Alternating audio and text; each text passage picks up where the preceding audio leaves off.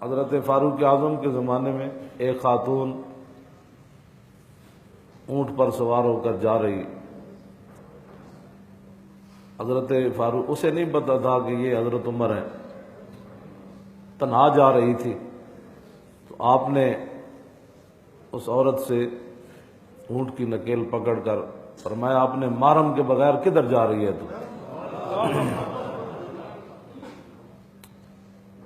تو وہ عورت کہنے لگی شاید عمر دنیا سے چلا گیا ہے اس لیے میری سواری کسی نے روکی۔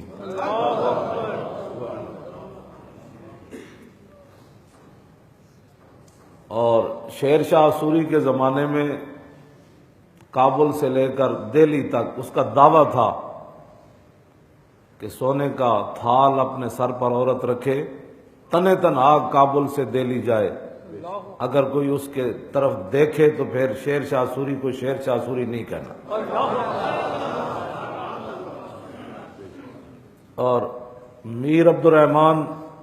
یہ تو ابھی کی بات ہے، افغانستان کا جب مرزے نے دعویٰ کیا میں نبی ہوں، اس وقت افغانستان کا سربراہ تھا، اس نے یہ دعویٰ کیا تھا کہ افغانستان کے کسی چوک میں کوئی سونا رکھ جائے اور 3 سال کے بعد بھی آئے تو سونا ایسے نہ پڑا ہو تو پھر مجھے نہ کہنا۔ یہ تو ابھی کی باتیں ہیں، تو قیامت تک امن ہو سکتا ہے، سکون ہو سکتا ہے، امت عروج پا سکتی ہے، اور زکوٰۃ دینے والے ہوں لینے والے نہ ہوں، بددیانتی نہ ہو، 2 نمبر کام نہ ہو، یہ صرف حضور کا دین آئے گا تو ہوگا اور کچھ نہیں۔ اور کشمیر سمیت پوری دنیا میں مسلمانوں کے شہر اور ملک پرامن ہو سکتے ہیں تو صرف رسول اللہ کے دین سے ہو سکتے ہیں۔ بس اس کے علاوہ اقوام متحدہ کے دفتر میں سال کے بعد صرف جا کے یادداشت پیش کر دینا کہ کشمیر جو ہے وہ اس کو جو ہے وہ حق خود ارادیت کا حق دیا جائے، سال تک پورا سال مسلمان کشمیر کے ذبح ہوتے رہے، عورتیں چیختی رہیں، چلاتی رہیں، اور نوجوانوں کی گردنیں کٹتی رہے، گھروں کو آگ لگائی جاتی رہے، اور مسلمان راستے میں جاتے ہوئے گرفتار کر کے ان کو عقوبت خانوں میں اپاہج کر دیا جائے، تو یہ سارا سال ہوتا رہے۔ پاکستان کا صرف یہ کام ہے کہ سال کے بعد اظہار یکجہتی کشمیر ہو جائے،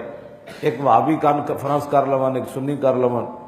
ایک جناب حکومتی سطح تے 2-4 ٹٹو بیٹھ جان۔ کشمیر ایسے تھوڑا آزاد ہوگا، کشمیر قیامت تک اگر آزاد ہو سکتا ہے تو صرف حضور کے دین سے آزاد ہو سکتا ہے۔ اقبال کلندر لاہوری کہتا ہے در جنیوا چیست غیر از مکر و فن سید تو ہی میشوان نخچیر من۔ اقبال کہتا ہے جلیا اقوام متحدہ تینوں کشمیر دینا ہے، اقوام متحدہ عراق دی وچ امن لیانا ہے، اقوام متحدہ تے روس دیاں فوجاں تے امریکی فوجاں اتھے مل کے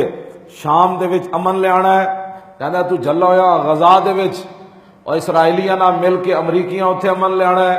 برما دے وچ امریکیاں فوجیاں جا کے مسلمان بچیاں دے سر تے ہاتھ رکھنے ہیں، کہتا تو جلا ہویا در جنیوا چیست غیر از مکر و فن سید تو ہی میش و آن نخشیر من۔ کہنے لگا اقوام متحدہ میں صرف یہ فیصلے ہوتے ہیں، سوائے مکر و فریب، غداری اور مکاری کے وہاں کچھ نہیں ہوتا۔ میں کہا پھر کیا ہوتا ہے؟ کہنے لگا چند بدماش کفن چور وہاں بیٹھ کر یہ فیصلہ کرتے ہیں کہ تو اس بھیڑ کو پکڑ لے، میں اس بھیڑ کو پکڑ لیتا ہوں، تو افغانستان کو پکڑ لے اور میں شام کو پکڑ لیتا ہوں، تو برما کو پکڑ لے اور میں جناب عراق کو پکڑ لیتا ہوں، اور میں تو جناب وہاں بوسنیا کے اندر لوگوں کو پر ظلم کر اور میں چیچنیا کے مسلمانوں پر ظلم کروں گا۔ کہنے لگا اس کے علاوہ اقوام متحدہ میں کچھ نہیں ہوتا۔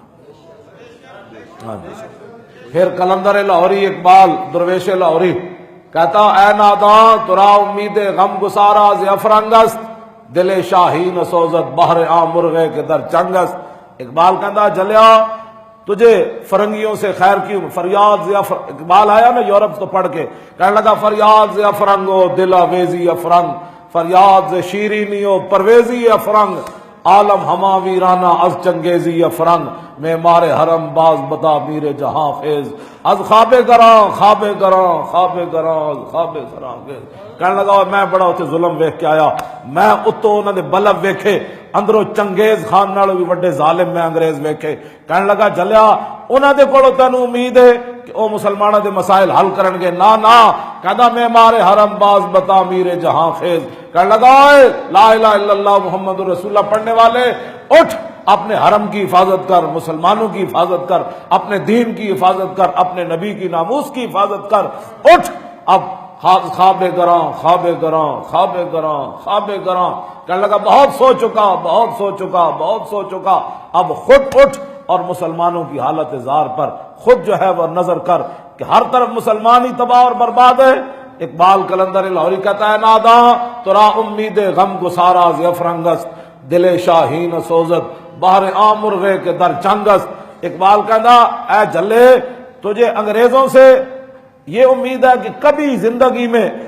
کشمیر تمہارے حوالے کر دیں گے، کشمیر جب بھی آزاد ہوگا تو اسلامی جہاد سے آزاد ہوگا۔